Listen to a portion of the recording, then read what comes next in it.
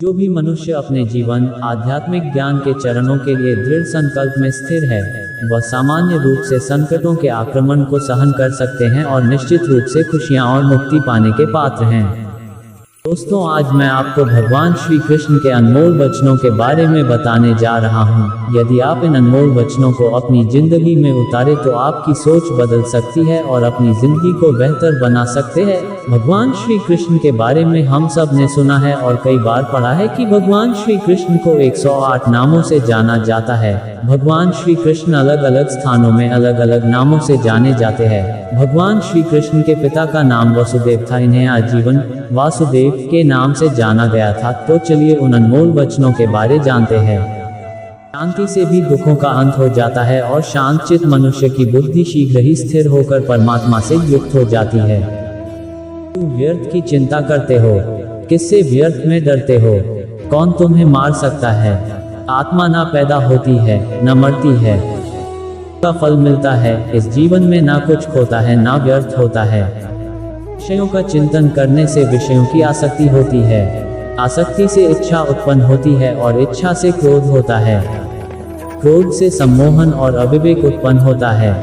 संयम का प्रयत्न करते हुए ज्ञानी मनुष्य के मन को भी चंचल इंद्रियां बलपूर्वक हर लेती हैं। जिसकी इंद्रियां वश में होती है उसकी बुद्धि स्थिर होती है। मुझे कोई भी कर्म जकड़ता नहीं है, क्योंकि मुझे कर्म के फल की कोई चिंता नहीं है। व्यक्ति जो चाहे वह बन सकता है, अगर वह उस इच्छा पर पूरे विश्वास के साथ स्मरण करे। बहुत ही चंचल होता है और इसे नियंत्रित करना कठिन है, परंतु अभ्यास से इसे वश में किया जा सकता है। तुम्हारा क्या गया जो तुम रोते हो? तुम क्या लाए थे जो तुमने खो दिया? तुमने क्या पैदा किया था जो नाश हो गया?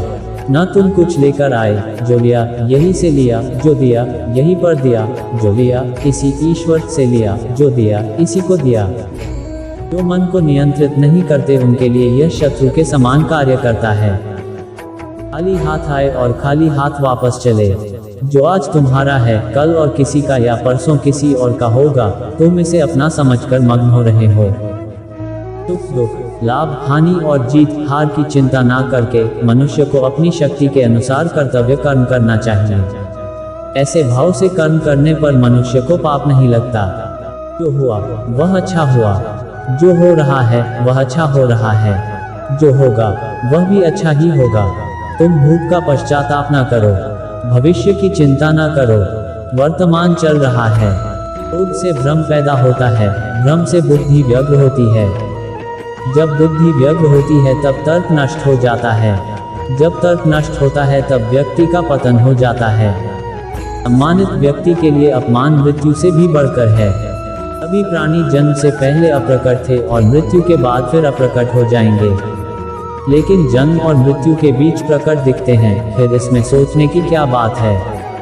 परिवर्तन संसार का नियम है। जिसे तुम मृत्यु समझते हो वही तो जीवन है।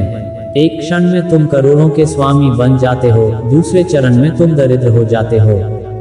उद्धरण चिन्ह योजक चिन्ह। अस्त्र आत्मा को काट नहीं सकते, अग्नि इसको जला नहीं सकती, जल इसको गीला नहीं कर सकता और वायु इसे सूखा नहीं सकती। ऐसे मनुष्य अपने पुराने वस्त्रों को उतार कर दूसरे नए वस्त्र धारण करता है, वैसे ही आत्मा मृत्यु के बाद अपने पुराने शरीर को त्याग करने से ही प्राप्त करती है। आत्मा ना कभी जन्म लेती है और ना मरती है। शरीर का नाश होने पर भी नष्ट नहीं होता। आत्मा अमर है। जो लोग इस आत्मा को मारने वाला या मरने वाला मानते हैं वे दोनों ही नासमझ है। आत्मा ना किसी को मारती है और ना ही किसी के द्वारा मारी जा सकती है। यह शरीर तुम्हारा है, न तुम शरीर के हो। यह अग्नि जल वायु पृथ्वी आकाश से मिलकर बना है और इसी में मिल जाएगा, परंतु आत्मा स्थिर है। फिर तुम क्या हो? ज्ञानियों की तरह बातें करते हो, लेकिन जिनके लिए शोक नहीं करना चाहिए उनके लिए शोक करते हो। मृत या जीवित ज्ञानी किसी के लिए शोक नहीं करते। कर्म ही पूजा है। व्यक्ति जो चाहे बन सकता है यदि विश्वास के साथ इच्छित वस्तु पर लगातार चिंतन करें। श्री कृष्ण सबका नाशक, मैं आया हूँ दुनिया का उपभोग करने के लिए। कर्म उसे नहीं बांधता जिसने काम का त्याग कर दिया है। बुद्धिमान व्यक्ति कामुक सुख में आनंद नहीं लेता। कर्म योग वास्तव में एक परम रहस्य है। उन्हें ज्ञान देता हूँ जो सदा मुझसे जुड़े रहते हैं और जो मुझसे प्रेम करते हैं। प्राकृतिक कर्म बहुत तनाव पैदा करता है। अपने अनिवार्य कार्य करो, क्योंकि वास्तव में कार्य करना निष्क्रिय से बेहतर है।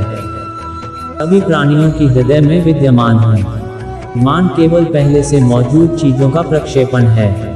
बुरे कर्म करने वाले सबसे नीच व्यक्ति जो राक्षसी प्रवृत्तियों से जुड़े हुए हैं और उनकी बुद्धि माया ने हर ली है, वह मेरी पूजा या मुझे पाने का प्रयास नहीं करते। क्षमा देता हूँ, मैं वर्षा करता हूँ, मैं वर्षा रोकता भी हूँ, मैं अमृतत्व भी हूँ और मृत्यु भी मैं ही हूँ।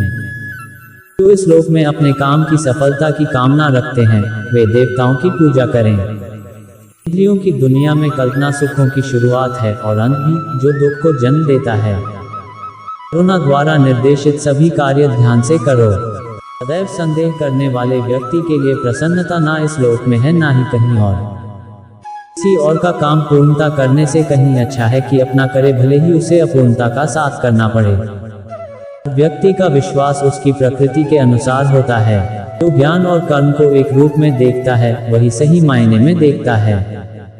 जो चीज हमारे हाथ में नहीं है, उनके विषय में चिंता करके कोई फायदा नहीं है।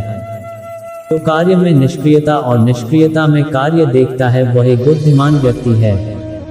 यदि कोई बड़े से बड़ा दुराचारी भी अनन्य भक्ति भाव से मुझे भजता है, तो उसे भी साधु ही मानना चाहिए और वह शीघ्र ही धर्मात्मा हो जाता है तथा परम शांति को प्राप्त होता है। जैसे प्रज्वलित अग्नि लकड़ी को जला देती है, वैसे ही ज्ञान रूपी अग्नि कर्म के सारे बंधनों को नष्ट कर देती है। अपने आप जो कुछ भी प्राप्त हो, उसमें संतुष्ट रहने वाला, ईर्ष्या से रहित, सफलता और असफलता में संभाव वाला कर्मयोगी कर्म करता हुआ भी कर्म के बंधनों में नहीं बनता है। जो आशा रहित है, जिसके मन और इंद्रियां वश में है, जिसने सब प्रकार के स्वामित्व का परित्याग कर दिया है, ऐसा मनुष्य शरीर से कर्म करते हुए भी पाप को प्राप्त नहीं होता। काम, क्रोध और लोभ यह चीजों को नरक की ओर ले जाने वाले 3 द्वार हैं। जय श्री कृष्णा। वीडियो को लाइक एंड सब्सक्राइब जरूर करें और कमेंट बॉक्स में जय श्री कृष्णा लिखें।